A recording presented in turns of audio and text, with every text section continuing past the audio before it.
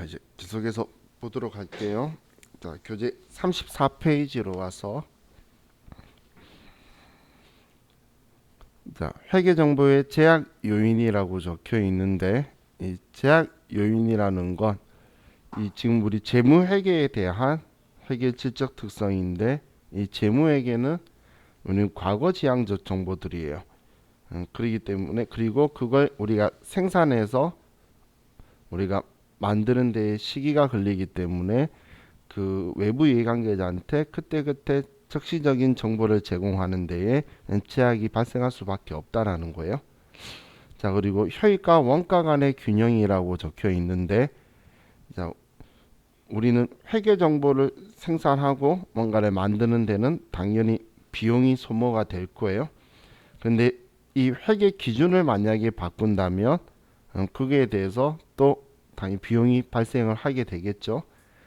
그럼 회계 기준을 만약에 바꾸는데 그 비용 발생하는 것보다 바꿨을 때 일어나는 효익이 작을 수도 있다는 거예요. 여러분이 나중에 뭐 일하시는 회사가 그 사장님 개인 돈을 가지고 주로 사업을 한다면 외부 이해관계자는 필요 없는 기업체죠. 그럼 외부 이해관계자가 필요 없는 기업체가 우리 회계 기준, 재무회계 기준을 바꿔서 뭔가 우리한테 득으로 들어올 효익이 없을 거란 이야기예요. 그런 경우에는 굳이 뭐 회계 기준에 따라서 바꿀 필요가 없다 뭐 이런 거예요. 그래서 제 표현대로 하면 배보다 배꼽이 더 크면 하지 말라 그런 의미예요. 그래서 효익과 원가 간의 균형에서도 지금 우리 책에서도 하는 게 우리 특정 정보에 기대되는 효익이 그 정보 제공하기 위해 소요되는 원가보다 커야 된다라는 표현이 적혀 있죠. 효익이 원가보다 커야지 그게 정당화될 수 있는 거지. 그렇지 않으면 쓸데없는 짓이니까 안 해도 된다는 거예요. 그래서 여러분들이 신생 회사가 아니고 좀 오래된 회사를 갔는데 그 회사의 재무제표 작성이 일반 기업 회계 기준이 아니고 옛날에 사용하던 기업 회계 기준이나 이런 걸 쓰고 있을 수도 있어요. 그런 걸 봤을 때 그렇다고 해서 뭐 엄청나게 많이 다르고 뭐 장부 입력해야 될 게 다르고 그런 정도는 아니에요. 그때 그냥 여러분들 생각할 때 사장님이 뭐 은행에 돈 빌려오거나 아니면 외부에서 투자 받거나 특히 투자 받거나 이런 행동은 안 하고 자기 돈 가지고 사업을 하시는 분이구나 이렇게 생각을 하시면 돼요. 자, 그럼 자, 우리 질적 특성 간의 균형 관계가 있는데 이 질적 특성이 바로 이 앞 시간 마지막에 회계 주요 질적 특성인 목적 적합성과 신뢰성이 있다라고 했는데 이 두 개를 모두 다 높여야지 우리는 회계가 유용한 정보를 우리 생산할 수 있는 질적 특성을 가지고 있을 수 있다는 건데 이 둘이 서로 상충 관계가 발생할 수 있다는 거예요. 그럼 자, 이걸 가지고 좀 더 보면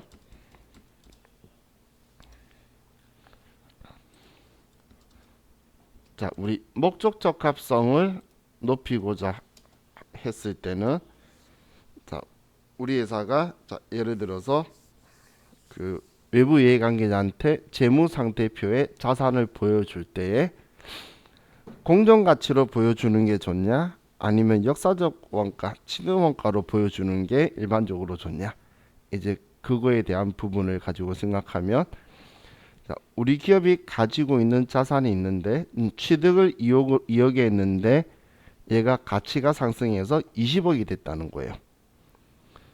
그러면 이걸 외부 이해관계자한테 20억의 자산으로 표현해야 될 것이냐 아니면 사왔을 때의 2억의 자산으로 표현해 줘야 될 것이냐 이런 부분인데 그럼 목적적 합성을 생각했을 때 외부 이해관계자가 지금 투자하려고 할 때 이 회사가 가지고 있는 자산의 그 시점의 공정가치로 보여주는 게 우리가 판단하는 게 더 적시성이 높다는 거예요. 그렇기 때문에 목적적 합성을 높이기 위해서는 공정가치로 표현을 하는 게 좋은데 신뢰성 측면에서 봤을 때 이 공정가치로 표현하기 위해서는 실제로 일어나지 않는 미실현 보유 손익들이 들어온다는 거예요. 평가를 한 거지 실제로 나한테 돈이 된 게 아니죠. 그렇기 때문에 나는 그 신뢰성 측면에서 봤을 때는 2억의 돈을 주고 과거에 사왔던 기록만 믿을 수 있는 경제적 사건이지 우리가 기말이나 이럴 때 평가해가지고 공정가치로 보여주는 것 우리가 100% 실현될지 안 될지도 모르고 그냥 우리끼리 이야기할 수도 있겠죠. 예를 들어서 여러분 중에 뭐 우표를 가지고 있으신 분들 중에 수직 우표 그 같이 보면 뭐 몇만 원짜리야 뭐 이런 것들이 있어요. 막상 그거 팔 때 몇만 원에 팔 수 없죠. 잘 현실성은.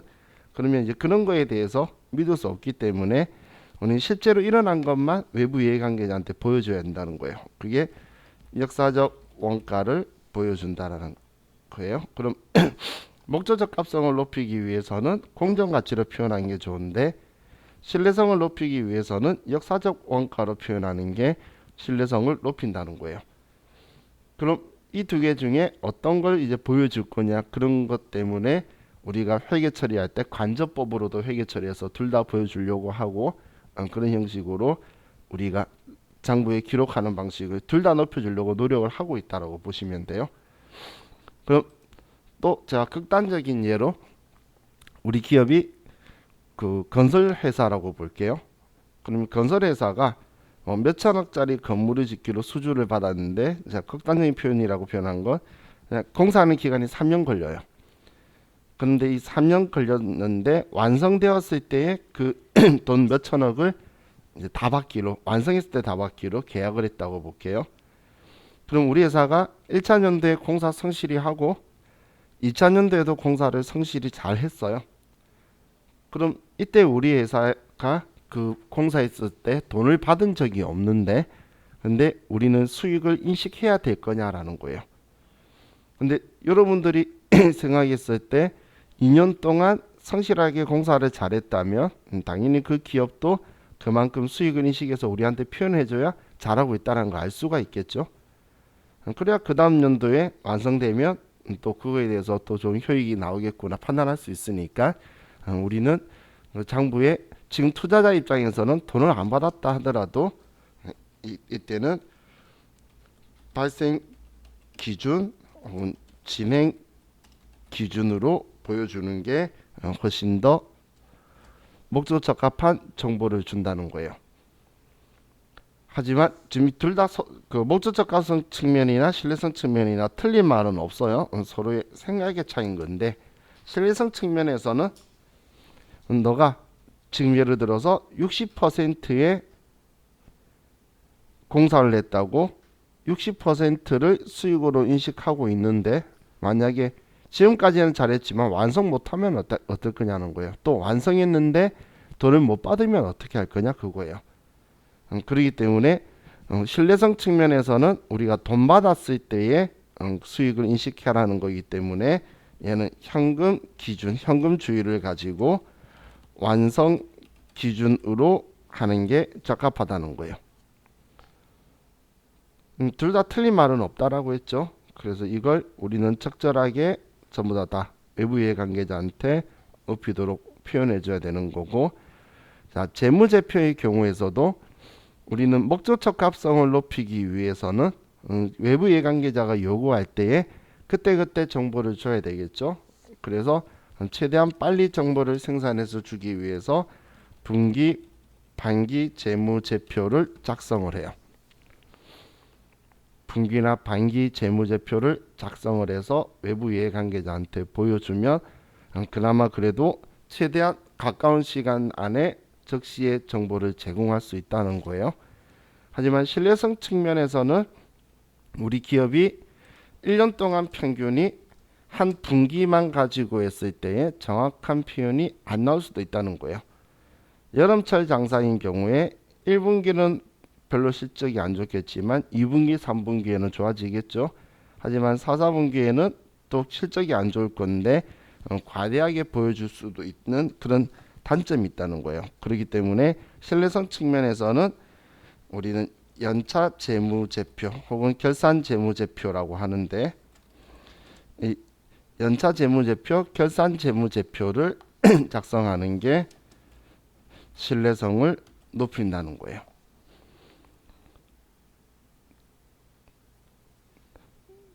자, 그럼 이 두 개 이야기가 서로 틀린 말이 아니라고 했죠. 틀린 말은 아닌데 둘 다 높이기 위해서 노력을 해야 되는 거고 우리가 어느 한쪽을 선택하게 되면 다른 한쪽이 하락하게 되는 이런 상황을 지금 우리 상충관계라고 하고, 우리가 시험에 나왔을 때에 이 두 개를 다 하락하게 되면은 그거는 못 쓰는 재무제표예요. 망가진 재무제표라고 표현하는데, 그렇기 때문에 둘 다 높이기 위해서 노력을 해야 되고, 시험 목적으로는 자 먼저 목적 적합성에는 예측 가치, 피드백 가치, 적시성이 있다. 아니 예피적 이렇게 기억을 많이 하는데, 그 이유가 신뢰성 측면에서는 검증 가능성, 표현의 충실성, 중립성에서 검표중 이렇게 외워도 문제 지문을 보면은 이 글자들이 안 들어가 있어요. 그러니까 단어로 적혀 있을 때는 이 글자가 있기 때문에 쉽게 찾을 수가 있는데, 이제 긴 문장으로 보기들이 있을 때는 이 글자들은 눈에 잘 안 보여요. 그런데 예측 가치나 피드백 가치나 적시성의 경우에는 문장 안에 예측 혹은 피드백 혹은 확인 혹은 적시라는 글자가 꼭 들어가 있어요. 그렇기 때문에 얘네들을 기억을 하면 지적 특성 중에 우리 성격이 다른 혹은 분류가 다른 혹은 틀린 것을 물어보면 우리가 찾기가 훨씬 더 수월하겠죠. 그래서 많은 분들이 목적 적합성 쪽을 많이 외워둬요. 뭐 둘 다 외우면 좋겠지만 하나만 선택하라 그러면 이 글자들이 장문으로 되어 있는 지문에도 글자가 들어가 있어야지 의미를 전달할 수 있기 때문에, 그래서 뭐 예피적 이렇게 하는 사람도 있고, 뭐 적의 목에 피가 흐른다 이렇게 해서 글자를 외우고 가시는 분도 있어요. 그래서 여러분들이 같이 기억을 해 두시면서, 자 방금 제가 둘이 상충관계 발생할 수 있는 얘네들 있죠. 목적 적합성 높이려면 공정 가치를 써야 되고 발생 기준을 써야 되고, 분기 반기 재무제표를 작성하면 투자하려는 사람들한테나 채권자한테 목적 적합한 정보를 우리가 즉시에 제공할 수 있는데, 신뢰성 측면에서는 우리는 반대로 역사적 원가 그리고 현금 기준, 진짜 돈 받았을 때 뭔가 다 만들었을 때, 그리고 연차 재무제표를 작성해야지 신뢰성을 높일 수 있다는 거예요. 자, 여기서 혹시 참고로 분기 반기 재무제표 작성은 어떻게 하는 거냐면, 제표 기간은 1월부터 3월로 해서 먼저 작성을 해요. 그러면 그 다음에 4월부터 6월이 아니고 1월부터 6월까지 해서 작성하는 거예요. 그리고 1월부터 9월까지 해서 작성하고 1월부터 12월까지 해서 이렇게 4번 보고하는 게 분기 재무제표라고 보시면 돼요. 그래서 부가세 신고하는 것처럼 이렇게 4등분을 나눠 가지고 각각 하는 게 아니고 이런 방식으로 이제 쓰는 게 분기 재무제표예요. 자, 그러면 이제 우리 다시 우리 교재로 가면 재무제표의 요소라고 적혀 있는데, 자 재무상태표 요소라고 적혀 있죠. 자 그냥 우리 재무상태표는 이렇게 생각하시면 될 것 같아요.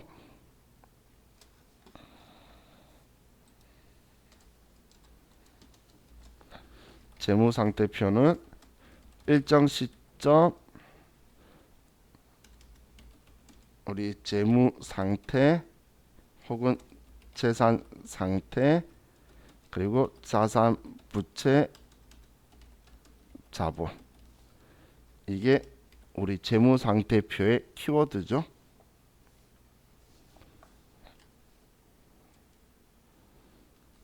그런 반면에 손익계산서는 일정 기간, 경영 성과, 수익, 비용, 이게 손익계산서의 키워드예요.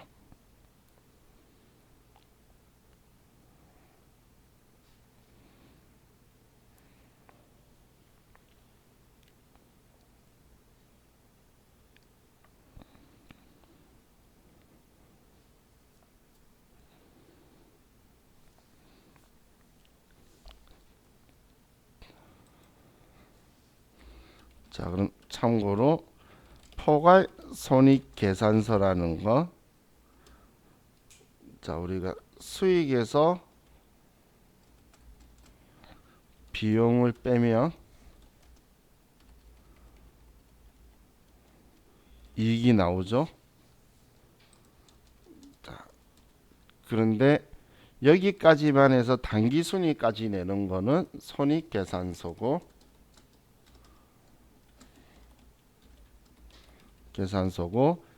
여기에 플러스 마이너스 기타 포괄 손익 누계액을 넣는 거예요. 그래서 여기에 포괄 손익을 구하는 게 포괄 손익 계산서라고 보시면 돼요.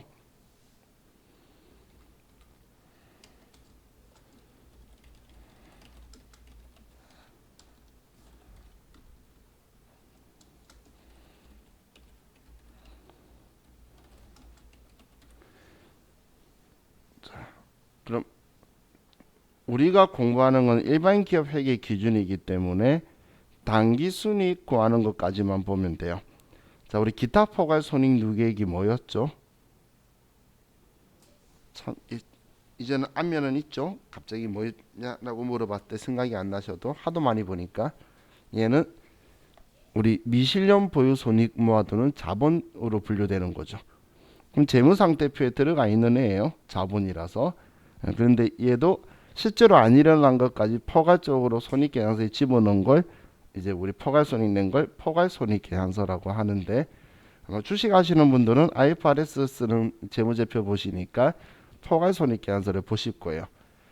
그런데 우리가 시험 목적으로 지금 우리가 하는 거에서는 일반 기업 회계 기준 쓰기 때문에 그냥 손익계산서를 써요.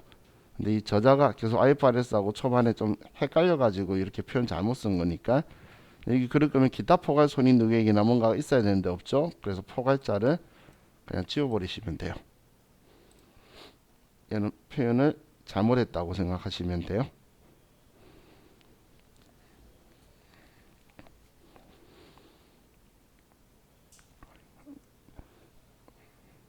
자,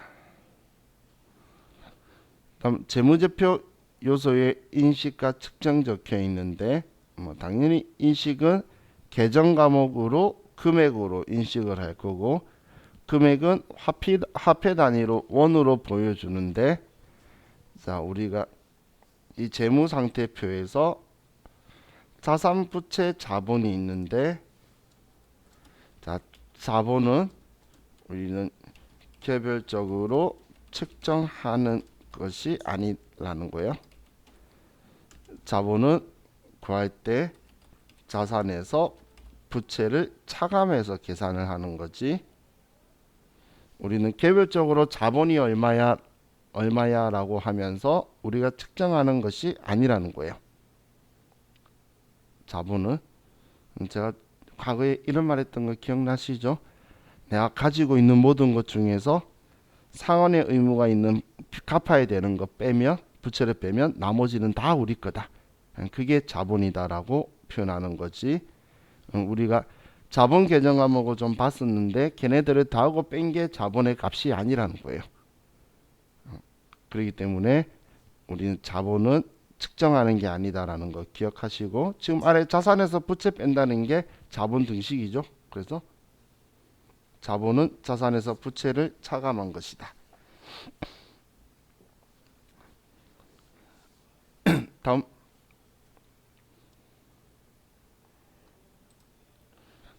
이제 회계 관습에서 중요성이야, 중요의 대소를 따지지 않고 금액의 대소를 따지지 않고 전부 다 표현을 하라는 건데, 이제 보수주의라는 게 있죠.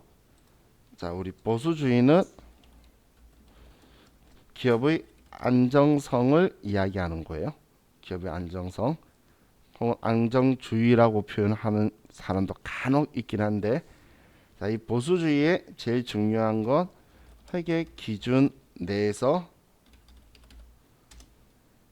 자, 우리는 자산은 낮게 표현하고 부채는 높게 표현하고, 그리고 수익은 낮게 표현하고 비용은 높게 표현해서 그 결과로 이익은 낮게 나오도록 하는 거.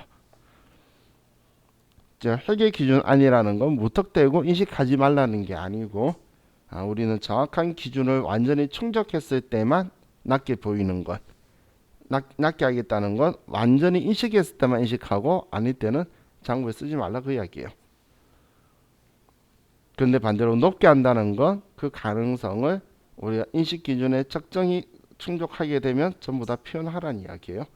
한마디로 인식 기준을 제가 충족한다는 표현을 계속 하는 이유가 회계 기준에서 정하고 있는 인식 기준을 기준하는 거지, 나의 주관적으로 얘는 나중에 일어나면 넣을래 라고 그냥 그렇게 해서 넣는 게 아니라는 거예요.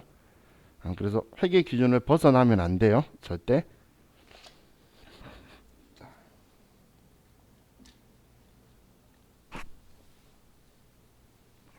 다음 이제 뭐 재무제표의 종류에서는 뭐 재무상태표 그냥 손익계산서라고 보라 그랬죠. 자본변동표, 현금흐름표, 주석이 있는데 주석 속에 이익잉여금 처분계산서가 들어가 있다는 것도 같이 기억해 두시면 좋을 것 같아요. 우리 이익잉여금 처분계산서가 주주총회하면서 결의된 내용 들어가는 거죠. 그거는 재무제표가 아니고 우리는 주석 속에 들어가는 넣어도 되고 안 넣어도 되는 우리는 장부라고 생각하시면 돼요. 이익잉여금 처분계산서는 장부의 한계다. 자, 이렇게 하면 저와 같이 회계가 뭔지에 대해서 대략적으로 봤고, 자, 이 사이에 평가 문제 있는데 평가 문제 너무 옛날 문제예요. 그래서 이 사이에 있는 평가 문제 안 보셔도 돼요. 책 바꾸면 아마 문제 바뀌어서 나올 거예요. 그럼 그때 책은 몰라도 지금 이 사이에 있는 책은 괜히 보시면 고민만 하실 거니까 안 보셔도 돼요. 자, 다음 이제 40페이지로 와서 이제 개정 과목들을 다시 한번 생각을 해볼게요.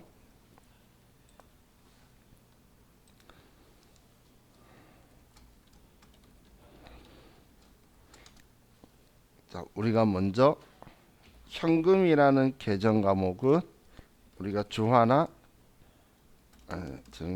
통화나 통화 대용 증권을 우리는 현금이라고 하죠.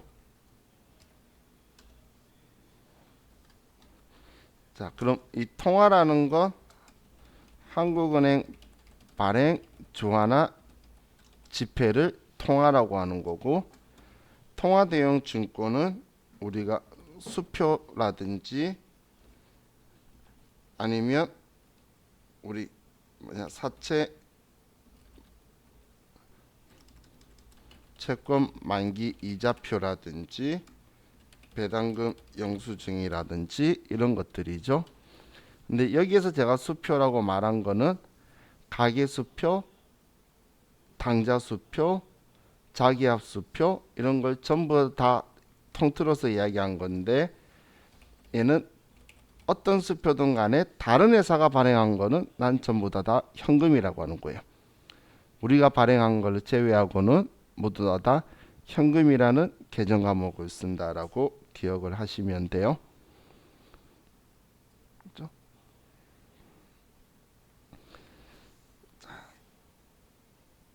다음 우리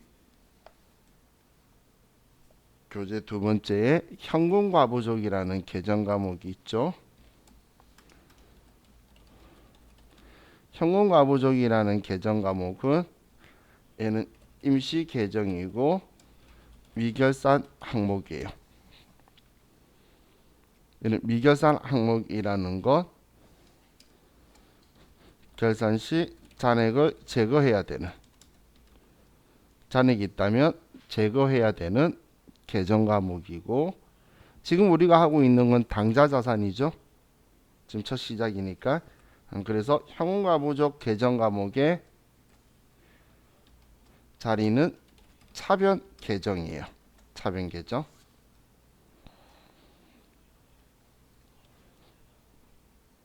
자, 제가 차변 개정이라고 말하는 개정 과목의 특징을 보면, 자, 이렇게 보시면 돼요. 지금 합계잔액 시산표에 예를 들어서 이렇다면 해도 아무것도 없죠.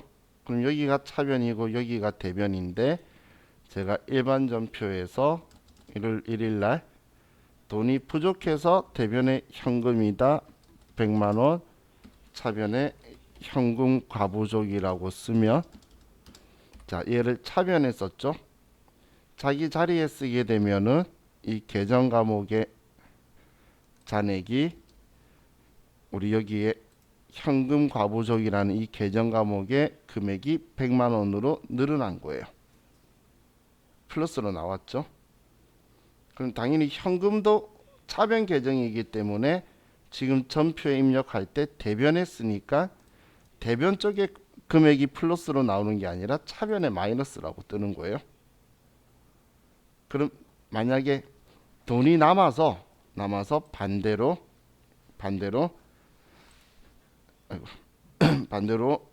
차변에 현금 장부를 높이고 대변에 현금 과부족이라고 쓰죠. 그러면 얘는 대변에 금액 썼지만 차변 계정이기 때문에 차변 계정은 차변에 마이너스라고 뜨는 거예요. 잔액이 대변에 나오는 게 아니고 차변에 무조건 나오는 계정이다라고 보시면 돼요. 그럼 마이너스라고 떴다는 건 차변 계정인데 너무 많이 대변에 썼다고 생각하시면 돼요.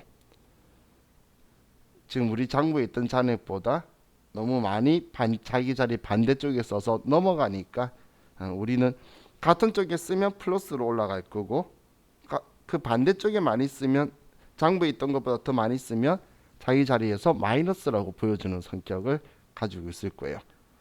그래서 이제 부호도 여러분들이 자기 자리가 어디야 라고 하는데 시험 때는 무조건 알리바이 맞춰서 장부에 다 기록되어 있기 때문에 장부의 특징을 좀 이용해야 돼요.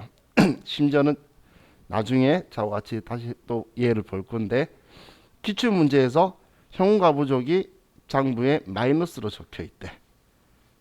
그럼 여러분들이 봤을 때는 얘 마이너스로 되어 있다라는 건 너무 많이 대변에 썼으니까 차변에 100만원 써서 지워야 되는 애구나라고 생각해야 된다는 거예요. 마이너스가 된 애는 너무 많이 반대쪽에 썼으니까 이 금액만큼 차변에 써줘야 잔액이 제로가 되겠죠. 그래서 이 현금과부족은 차변이 자기 자리로서 플러스 마이너스로 보이는 계정 과목이라는 거예요. 그럼 다른 현금이나 이런 것들은 당연히 말할 필요 없이 차변 계정이라는 걸 아는데 현금과부족은 우리가 부족하면 우리가 차변에 쓰고 많으면 대변에 쓰니까 얘 정체성이 별로 좀 안 느껴지는 애죠. 임시 계정이라서. 그래서 제가 그걸 지금 표현을 한 거예요. 자, 그럼 우리가 예를 들어서 현금 잔액이 실제 잔액하고 장부 잔액을 봤을 때 장부 잔액이 더 크다면 얘는 지금 현재 부족한 상황이죠. 그죠? 지금 실제로는 800원이 있는데 장부에는 1000원이 있다고 적혀 있으면 200원이 부족한 거잖아요. 그죠? 그러면 우리는 그 부족한 200원을 실제 돈을 채워 넣는 게 아니라 장부에 있는 금액을 실제 값으로 맞춰 줄 거라고 그랬어요. 항상 실제 값으로 조정하는 거예요. 얘는 항상 실제 값으로 조정하는 거예요. 조정한다는 건 장부 금액을 증감시켜서 실제 값으로 맞추는 거예요.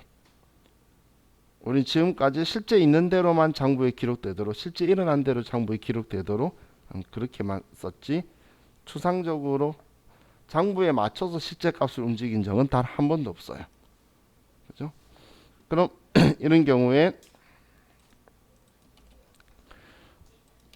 우리는 그럼 현금 잔액을 낮춰줘야 되니까 부족하니까 줄여줘야 되겠죠. 그래서 대변에 현금 얼마다라고 쓰고 차변에 현금 과부족이다라고 써줄 거예요. 자, 그럼 이걸 우리는 원인 규명을 하거나 혹은 결산 일에 제거를 할 거예요. 원인을 규명하면 지우기 위해서 대변에 쓸 거고, 만약에 결산일까지 원인을 못 밝히면 결산일에 제거를 할 거예요. 그래서 원인 규명했을 때 제거하거나 결산일에 제거를 한다는 이야기예요. 어떻게든 내년에 올해 12월 31일 재무상태표 만들 때 내년에 이 형용과부족이라는 계정 과목은 내장부에 없도록 해서 넘겨줄 거라고 생각하시면 돼요. 자, 그렇기 때문에 지금 부족했던 거라면 우린 대변에 현금과부족이라고 쓸 거예요. 그럼 여기에는 원인 계정 과목이 들어오거나 아니면 잡손실이 결산대에 들어오거나 이렇게 둘 중 하나가 될 거라는 거예요. 그럼 부족할 때에 이렇게 장부했으면 얘는 차변 계정이라고 그랬죠.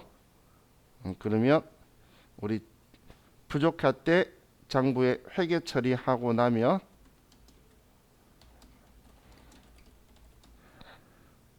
현금과부족 계정 과목 장부 잔액은 플러스라고 돼 있을 거라는 거예요. 진짜 플러스라고 되어 있을 거라는 말이 부족할 때 이렇게 분계를 하는 게 지금 얘 대변에 돈 나가고 차변이란 이야기잖아요. 이렇게 분계를 하면 우리 합계잔액 시산표에는 현금과부족은 잔액이 플러스로 남아 있을 거다 그 이야기예요. 이제 지금 얘가 부족한 경우에 발생한 거예요. 그러면 이 플러스인 거를 제거하기 위해서 지금 대변에 쓴 걸로 생각을 하시면 돼요. 그럼 반대로 실제 잔액이 장부 잔액보다 크다면 그럼 얘는 이제 우리가 과잉이라고 표현하죠. 돈이 많다는 거예요. 그럼 실제 잔액을 우리가 빼두는 게 아니고 장부의 금액을 높여서 맞춰주는 거라 그랬죠. 그러면 우리는 차변에 돈이 많은 만큼 실제로 많은 만큼만 차변에 써서 장부의 현금이라는 계정 과목의 잔액을 높여주고 대변에 현금과부족이다라고 써주게 될 거예요. 그럼 이렇게 하면 얘는 회계 처리 후 현금과부족의 계정 과목 장부 잔액은 지금 얘가 차변 계정인데 대변에 썼잖아. 그렇기 때문에 얘는 마이너스로 금액이 들어와 있을 거란 이야기예요. 얘는 자, 지금 이 앞에 봤던 이 이야기를 하는 거죠. 방금 이 분계가 차변의 현금, 대변의 현금과부족 이렇게 분계를 하면 우리 여기 합계잔액 시산표에는 이 현금과부족 계정 과목의 잔액이 마이너스로 있을 거라는 거예요. 그럼 대변에 썼기 때문에 일어나는 결과죠. 마이너스가 있다는 거는 그럼 우리는 이거에 대해서 원인 규명하거나 혹은 결산일에 제거를 하거나 둘 중 하나 하기 위해서 차변에 현금과부족이라고 써서 우리는 회계 처리 그러니까 현금과부족 잔액을 제로로 없애줄 거고 그리고 대변에는 과거에 돈 들어왔던 거 원인을 만약에 찾았다면 원인 계정 과목을 쓸 거고 만약에 몰랐다면 잡익이다라는 계정 과목을 써서 얘를 없애버릴 거예요. 왜냐면 어디선가 돈 들어왔는데 손해는 아니잖아 당연히. 원이 모르겠죠. 그래서 의미 크지 않는 돈이란 뜻으로 잡익이라고 처리를 할 거예요. 이건 결산대까지 못 찾는 경우. 얘는 거꾸로 결산대까지 부족한데 못 찾은 경우. 그래서 결산일 전까지 해야 되고 결산일까지 못 밝히면 계정 과목 없애야 되는 것들을 미결산 항목이다라고 표현하는 거예요. 자, 다음 이제 교재 아래에 소액현금 전도금 제도가 적혀 있는데, 자, 우리 전도금을 이제 소액현금이라는 계정 과목으로 바꿔서 많이 써요.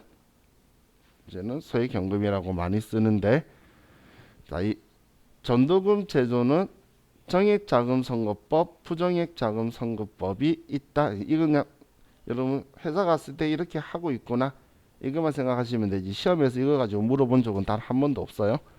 정액자금선거법은 우리 뭐 현장이라든지 이런 곳에 얼마 정도 금액을 유지하도록 100만 원 드릴 테니까 쓰고 영수증 가져오시면 100만 원에서 채워드릴게요 하면서 금액을 정해두는 거 있죠.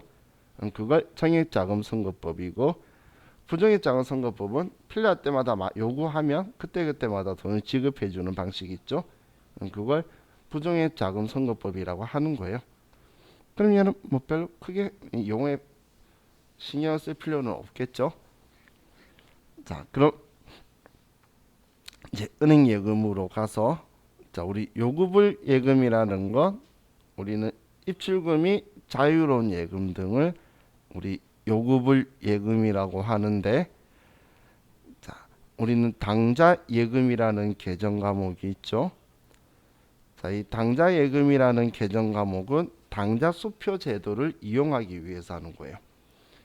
자, 그럼 우리는 수표 제도는 수표를 발행하면 수표를 받은 사람이 수표 발행자에 연결된 구좌에서 돈을 인출해 가는 방식인 거예요.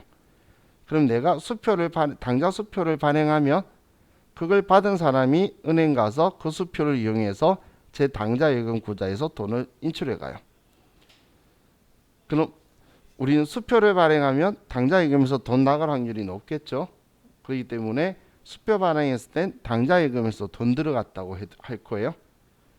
그런데 그 수표를 내가 회수를 하게 되면 그러면 나는 다시 당좌 예금에 돈이 나갈 거라고 했는데 나갈 일이 없어지게 되겠죠. 그렇기 때문에 취소 처리를 하는 건데, 자, 이 당좌 예금 계정 과목은, 자, 보시면 우리가 발행하는 수표를 당점 발행 수표를 우리가 먼저 발행을 해요.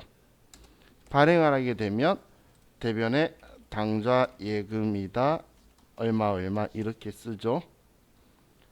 근데 내가 발행했던 수표를 수취를 해요. 그러게 되면 나는 당좌 예금의 장부상 잔액을 내려뒀는데 잔액을 내릴 일이 없어지게 되죠. 내가 발행했던 수표를 돌려받는다는 건 그 수표 받은 사람이 은행에서 돈을 인출 안 해갔다는 이야기잖아. 안 했으면 은행에서 다 처리하고 그 수표는 사라진 거예요, 시장에서. 근데 다시 나한테 들어왔다는 건 안 찾아갔죠. 그럼 이제 내가 다시 받았으니까 내가 가서 돈 찾지 않는 이상은 당좌 예금 구좌에서 돈 내려갈 일이 없어요. 그러면 과거에 장부에 적었던 예를 취소해야 되겠죠. 우리는 취소하는 방법, 제거하는 방법은 반대쪽에 쓰는 거예요.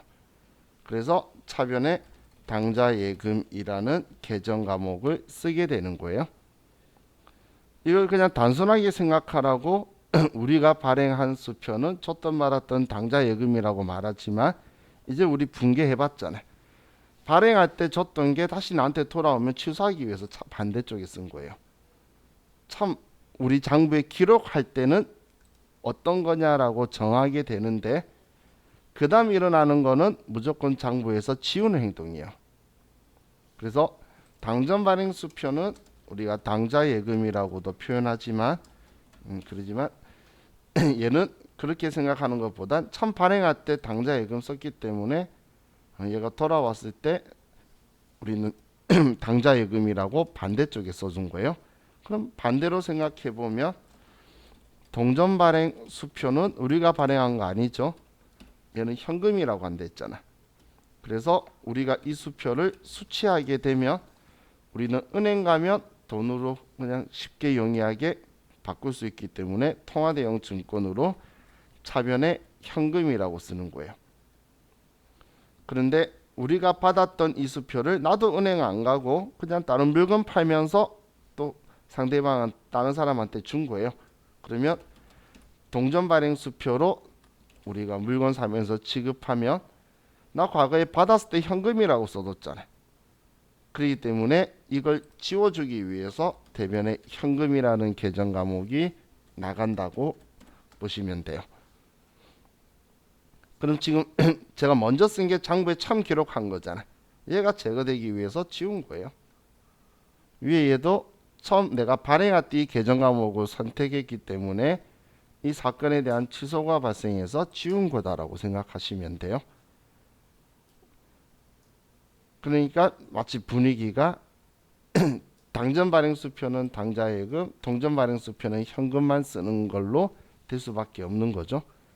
참 기록할 때 그 방식으로 쓰기 때문에 그 다음 일어나는 것들은 반대쪽에 써서 지워주는 효과로 쓴다. 이렇게 생각을 하시면 돼요. 자, 우리 오늘은 저와 같이 여기까지만 하고 내일은 저와 같이 좀 이야기하면서 이제 분계를 또 좀 많이 볼 거고 재고자산에서도 좀 더 많이 깊이 들어가게 될 것 같아요.